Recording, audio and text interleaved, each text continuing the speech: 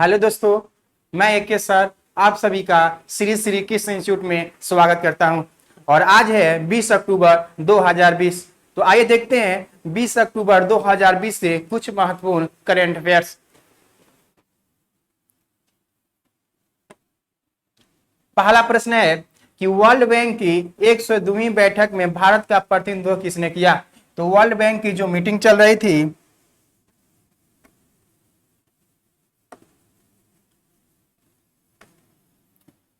जो world bank की meeting हुई उसमें भारत की तरफ से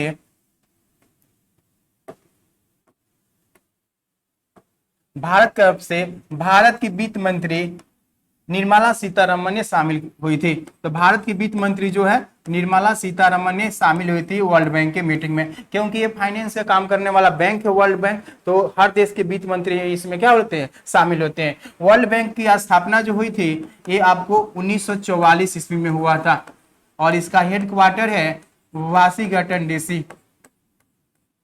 यहाँ है वाशिंगटन डीसी है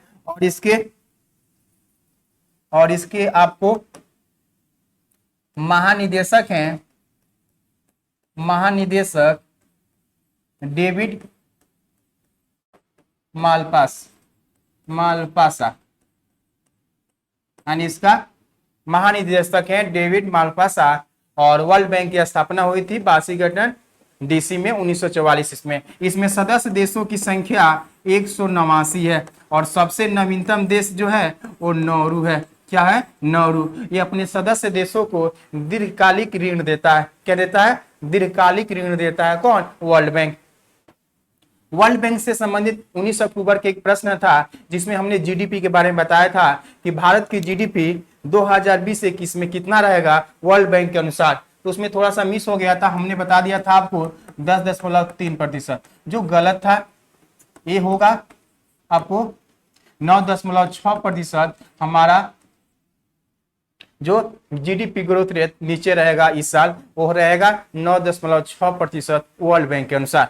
अब है पीयूष गोयल भारत में उद्योग एवं वाणिज्य मंत्री हैं, साथ ही रेल मंत्री हैं और खाद्य उपभोक्ता एवं सार्वजनिक मंत्री भी कौन है? आपको पीयूष गोयल है। रविशंकर प्रसाद विधि एवं न्याय मंत्री है। देखिए राजनाथ सिंह से एक प्रश्न अभी है हाल ही में, आपको रक्षा मंत्री एक ट्रॉफी होता है, रक्षा मंत्री ट्रॉफी। तो रक्षा मंत्री ट्रॉफी उस क्षेत्र में दिया जाता है, वैसे अस्पताल को दिया जाता है जो ज्यादा से ज्यादा लोगों को सेवा किया हो, सर्वश्रेष्ठ सेवा करने वाला जो अस्पताल होता है उसी को दिया जाता है। इस बार रक्षा मंत्री ट्रॉफी 2 हॉस्पिटल को दिया गया। एक का नाम है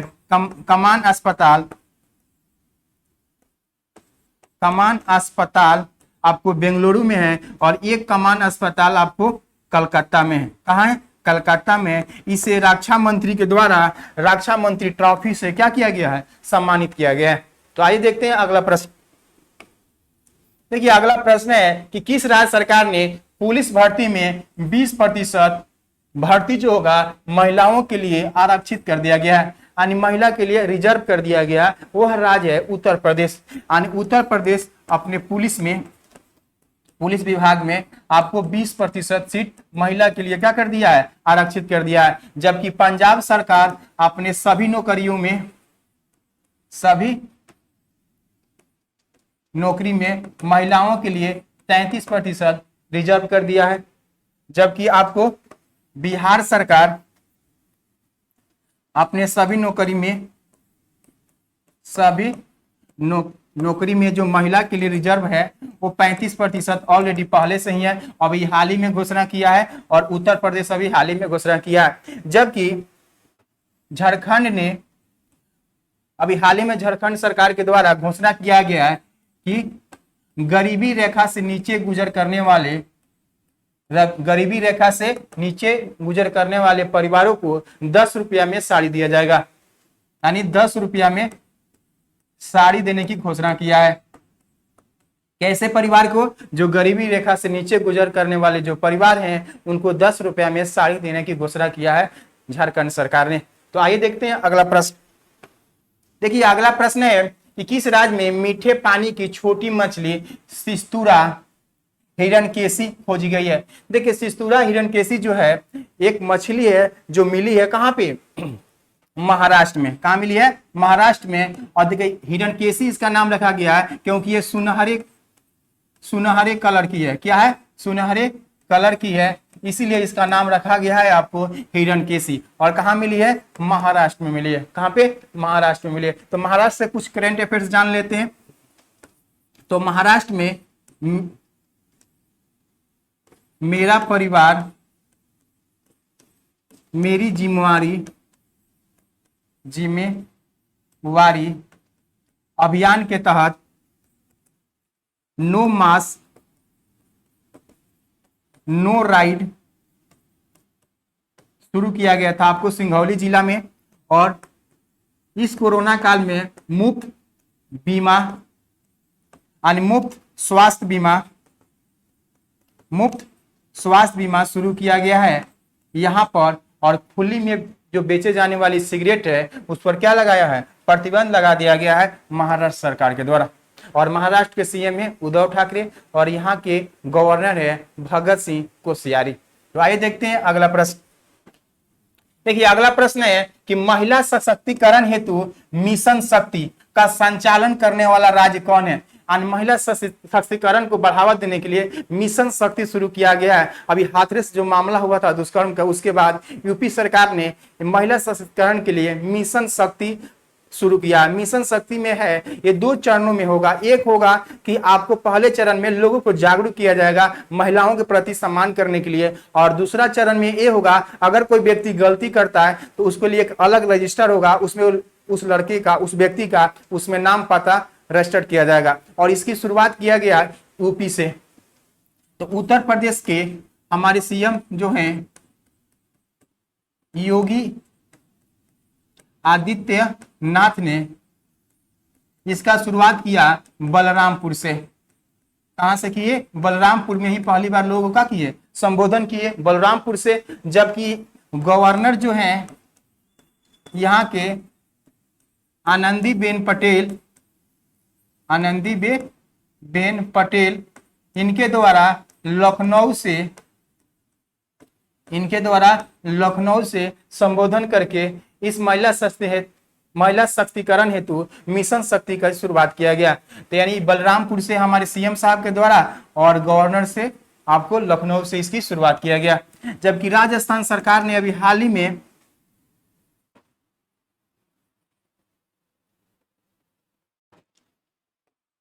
मानसिक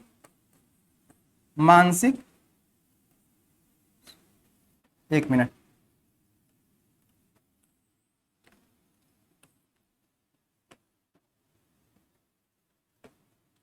मानसिक स्वास्थ्य के लिए यानी मानसिक स्वास्थ्य के लिए सरकारी सुविधा के लिए एक अभियान शुरू किया गया है मन संवाद। क्या शुरू किया गया है, मन संवाद। यानी मानसिक स्वास्थ्य के लिए एक टोल फ्री नंबर जारी किया गया और उस टोल फ्री नंबर से सरकारी लाभ ले सकते हैं और उसका नाम क्या है, मन संवाद। यानी मन संवाद शुरू किया गया है आपको राजस्थान सरकार के द्वारा। यानी राजस्थान के जो हमारे सीएम है अशोक गहलोत और यहाँ के गवर्नर है कलराज मिश्र। याद रखेंगे राजस्थान सरकार को अभी हाल ही में एडीबी यानी कहने का मतलब एशियाई डेवलपमेंट बैंक यानी एशियाई विकास बैंक के द्वारा हाल ही में इसे $300 मिलियन ऋण दिया गया था 14 शहरों को आपको स्वच्छ बनाने के लिए यानी राजस्थान सरकार को। और याद रखेंगे हरियाणा सरकार ने अपने हाल ही में पंचायती राज व्यवस्था में आपको 50% महिलाओं के लिए आरक्षित सीट की व्यवस्था किया। और हरियाणा सरकार ने पानी की गुणवत्ता क्वालिटी को जांच करने के लिए आपको मोबाइल वैन सेवा की शुरुआत किया था। कहाँ, हरियाणा सरकार। और इसका भी लक्ष्य है कि हम 2024 से पहले हर घर तक जल पहुंचा दें, जबकि जल शक्ति मंत्रालय का लक्ष्य रखा गया है 2024 तक। तो आइए देखते हैं अगला प्रश्न। देखिए अगले प्रश्न में है कि आईपीएल के इतिहास में 5000 रन बनाने वाले पहले विदेशी, क्या है, विदेशी, इंडियन नहीं, विदेशी खिलाड़ी कौन है। तो डेविड वार्नर जो है वो पहले खिलाड़ी बन गए हैं, जो 5000 रन बनाने वाले पहले खिलाड़ी हैं। डेविड वार्नर सनराइज हैदराबाद की ओर से खेलते हैं। ये आईपीएल के 13वें संस्करण में ये पूरा किए। यानी आईपीएल के कौन सा संस्करण चल रहा है? 2008 में शुरू हुआ था और ये 2020 में 13वां संस्करण चल रहा है। इसी में ये 5000 रन पूरा करने वाले पहले विदेशी खिलाड़ी हो गए। जबकि प्रथम भारतीय पूछेगा, प्रथम भारतीय जो थे 5000 रन पूरा करने वाले, तो प्रथम भारतीय थे सुरेश रैना। कौन थे? सुरेश रैना जो प्रथम भारतीय थे। इसको याद रखेंगे, प्रथम भारतीय सुरेश रैना थे जो 13वें आईपीएल के संस्करण में नहीं खेल रहे हैं। जबकि आईपीएल में सर्वाधिक रन बनाने वाले खिलाड़ी कौन बन गए हैं? विराट कोहली। कौन है? विराट कोहली जो है आईपीएल में सर्वाधिक रन बनाए हैं। जबकि अभी हाल ही में आईपीएल के 13वें संस्करण में 5000 रन पूरा करने वाले भारतीय भी बन गए हैं। कौन? रोहित शर्मा भी। क्या बन गए हैं? रोहित शर्मा भी आपको 5000 रन पूरा कर चुके हैं आईपीएल में। याद रखेंगे, प्रथम भारतीय आपको केएल राहुल है जो बहुत ही तेजी से 2000 रन बनाने वाले आईपीएल में। कौन है? केएल राहुल भी है जो 2000 रन बहुत ही तेजी से बनाए हैं। जबकि पूरे आईपीएल में 2000 रन बनाने वाले, बहुत तेजी से रन बनाने वाले कौन है? क्रिस गेल है, उसके बाद किरण पोलार्ड है, उसके बाद आपको केएल राहुल है। तो इसको भी याद रखेंगे। आइए देखते हैं अगला प्रश्न। अगला प्रश्न है कि कौन सा देश आर्थिक सहयोग और विकास संगठन के कार्यकारी समूह गुड लैब प्रैक्टिस का उपाध्यक्ष नामित किया गया है? तो ये देखिए, गुड लैब प्रैक्टिस जो है GLP, ये है जितने भी आपको, कहने का मतलब जो भी मशीन है या जितने भी उद्योग धंधा से लगा हुआ मशीन या सिस्टम है, उसके क्वालिटी को जांच करने के लिए ये GLBP के उपाध्यक्ष के रूप में भारत के तरफ से डॉक्टर एकता कपूर को नामित किया गया है। डॉक्टर एकता कपूर को नामित किया गया है। ये है डॉक्टर एकता कपूर। देखिए, आर्थिक सहयोग और विकास संगठन को हम लोग क्या कहते हैं? OECD, यानी कहने का मतलब organisation for economic cooperation and development कहते हैं इसी का। और OECD को हिंदी में कहते हैं आर्थिक सहयोग एवं विकास संगठन। इसकी स्थापना हुई थी 1961 ईस्वी में। इसकी स्थापना कब हुई थी? 1961 ईस्वी में स्थापना हुई थी OECD का। और इसका हेड क्वार्टर है पेरिस, यानी फ्रांस की राजधानी कहाँ है? पेरिस। और पेरिस जो क्या है? सीन नदी के किनारे बसा हुआ, यहीं पर इसका हेड क्वार्टर है। और इसका उपाध्यक्ष बनाया गया है किसको? भारत को। किसको बनाया गया? भारत को इसका उपाध्यक्ष बनाया गया है। और इसमें उपाध्यक्ष के रूप में काम कौन करेंगी? तो हमारे डॉक्टर एकता कपूर। एक उद्योग धंधा से निकलने वाली जितने भी प्रदूषण है उसी क्वालिटी के बारे में ये जानकारी देगी किसको? OECD को। तो आइए देखते हैं अगला प्रश्न। देखिए, अगला प्रश्न है, किस देश की अध्यक्षता में संघाई सहयोग संगठन के न्याय मंत्रियों की 7वीं बैठक का आयोजन किया गया? यानी न्याय मंत्री मतलब हर देश के कानून मंत्री। यानी कहने का मतलब इस संघाई सहयोग संगठन को हम लोग SCO के नाम से जानते हैं। इसकी 1996 ईस्वी में आपको नींव रखी गई, लेकिन मूल रूप से इसकी स्थापना होती है 2001 से ये काम करना शुरू करता है। SCO यानी संघाई कोऑपरेशन ऑर्गेनाइजेशन है। और इसमें 8 देश है। कितना देश है? 8 देश। इसमें भारत भी है। क्या है इसमें? भारत। तो SCO 2020 का समिट जो होने वाला था वो रूस में होता। क्या होने वाला है? रूस में। SCO समिट 2020 रूस में। लेकिन SCO के राष्ट्राध्यक्षों की मीटिंग जो होगी, यानी कहने का मतलब SCO के सरकार, यानी सरकार कहने का मतलब उस सारे देशों के राष्ट्राध्यक्ष, क्या है? राष्ट्राध्यक्ष की बैठक जो होगी वो इस साल कहां होगी? दिल्ली में होगी। कहां होगी? दिल्ली में होगा। याद रखेंगे, SCO की बैठक यानी SCO सदस्य देशों के राष्ट्राध्यक्षों की बैठक कहां होगी? नई दिल्ली में होगी इस साल। और याद रखेंगे, इसमें 7वीं जो बैठक हुई यानी आभासी बैठक हुई, वीडियो कॉन्फ्रेंसिंग के द्वारा रूस से हुआ। इसमें 8 देश के लोग शामिल हुए भारत के तरफ से। तो इसमें इसकी अध्यक्षता किया था भारत। इसमें अध्यक्षता कौन किया था? भारत किया था। और भारत की ओर से हमारे विधि और न्याय मंत्री जो हैं श्री रविशंकर प्रसाद भाग लिए थे। रविशंकर प्रसाद, इसमें कौन भाग लिए थे? रविशंकर प्रसाद इसमें भाग लिए थे और भारत इसकी अध्यक्षता किया था। आपको 7वीं न्याय मंत्रियों को सहयोग की अध्यक्षता कौन किया? भारत। देखिए इसमें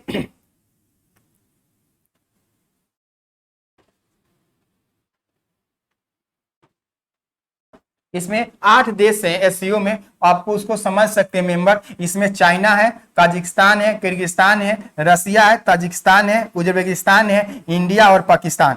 ये 8 देश हैं एससीओ का प्रमुख मेंबर जो है, यही 8 देश हैं। तो इसमें चाइना भी है, चाइना का संघाई जो है वहीं पर इसकी पहली मीटिंग हुई थी। ताजिकिस्तान, किर्गिस्तान, रसिया, ताजिकिस्तान, उज्बेकिस्तान, ये जितना भी देश है ये सब रसिया का ही पहले पार्ट था, उसी से अलग हुआ। इंडिया और पाकिस्तान भी बाद में इसमें क्या हो गया? सहयोग बन गया है। और इसमें राष्ट्राध्यक्ष की मीटिंग एससीओ कहाँ होने वाली है? दिल्ली में होने वाली है। तो आइए देखते हैं अगला प्रश्न।